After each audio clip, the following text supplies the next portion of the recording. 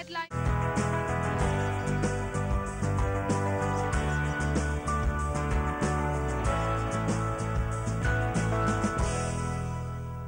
our pleasure once again to be joining Nandini Muthuswamy as we continue our discussion with her. Now, you bring something very special to your music. You blend this traditional and you have your own, combinations of something that you bring very modern kind of tones to your music.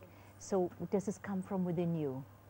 The answer is, I would say it comes from not only within me, it comes from outside me, my parents. Really? Okay.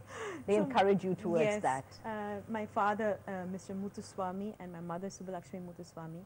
Though I have come from a family deep-rooted in Carnatic music, classical music for several generations, my parents also wanted me to explore different genres of music. They encouraged me to explore Western classical music and world music, and combine the different elements of different musical systems that I have known into creating a global fusion. But Nandini, does this modern streak upset the traditionalists? I would say as far as the Rasikas of music are concerned, even in Chennai, they are getting more open to new ideas. Really? It goes down well with them? Yes, yes. And I would see global fusion in a positive light, in the sense that when I present fusion music to an audience who are not, who do not know much about Carnatic music, South Indian classical music, when they hear Carnatic music along with another system of music which they are familiar with, they are able to understand the commonalities, the differences. So it gives them a better understanding of what South Indian classical music is all about. Right. Now, you have played at the leading concert venues that this world has to offer. I mean, the British Parliament and very many outstanding concert halls. Yes. I just wondered, is there any special place that really is close to your heart when you get in there to perform? How can I pinpoint one? No, there isn't. You can't. There are too many. Okay, not the Gana Sabha here. Not something like that. I would say, being a very spiritual person, one thing which is very yes, there are several concert venues which I love performing in Chennai, in London, in different places across the globe. But there are also certain small venues which are very close to the heart.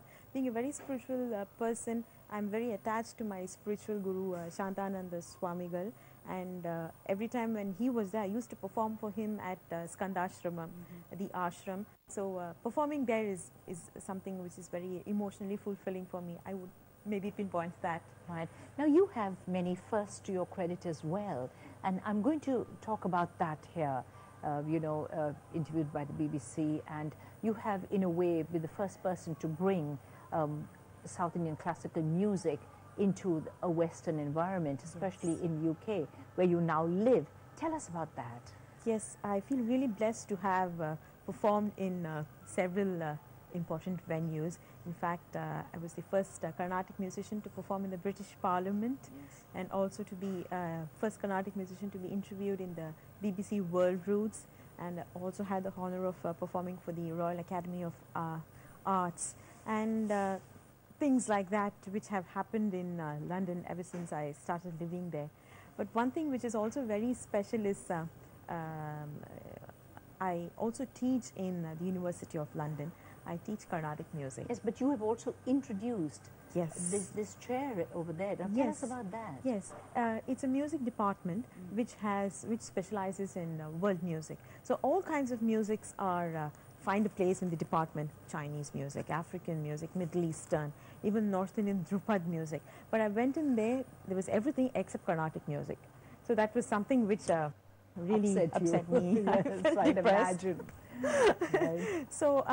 So I took efforts and put in South Indian classical music also, and now we have Carnatic music as part of the curriculum. And one nice thing about the University of London, so as the School of Oriental and African Studies, is that it's the most well-known place, for world music. So it's the best department in United Kingdom. And so when Carnatic music also found a place, that it's like Carnatic music has found a place in the global map. Right. It's arrived in a way. Yes, But what's the response in terms of students to Carnatic music? The students are all basically from Europe, and I hardly get to see any students from South Asia.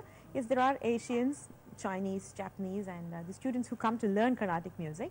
So they are students from different departments, not just the music department, who love to come and learn Carnatic music. So it's part of the regular curriculum.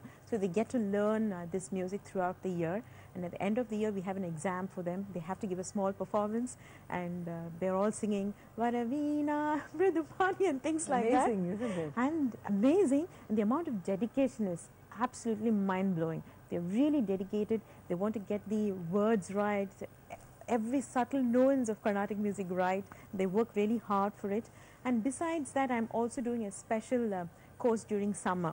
This course is open to not just students, anybody who is willing to learn. And the students which I get for this particular course are all performers of other genres of music. I get opera singers, performers of Western classical That's music. amazing. On the There's people who are interested in Carnatic music per se. Yes, but who have learned other systems of music, who are professionals of other systems of music, like jazz performers and Western classical performers, who come to learn Carnatic music. Right. So do you actually teach them vocal, or are you teaching them violin Carnatic music, or that I need to know? I teach them vocal, Carnatic violin, as well as the theoretical aspects of music. Okay. You say they're so interested. How are they able to combine all of these things? I know you can because you're a born musician, but what about other people? What about your students? One factor which makes them do it is the deep interest. They come to learn only if they are interested, and they are quite open to other systems of music, and they're willing to take in the other systems of music. But in their view, Carnatic music is something which is very, very complex. The complex rhythmic styles, we have several ragas, infinite number of ragas. So it's something which is very intriguing, which is something which is very complex for them, which they would love to learn. And they're willing to take aspects of Carnatic music and use it in their music as well. Right. Nandini, I'm going to come back and talk very much more about what makes you tick as a person. So you don't go anywhere, because we'll be right back with you here on We Connect.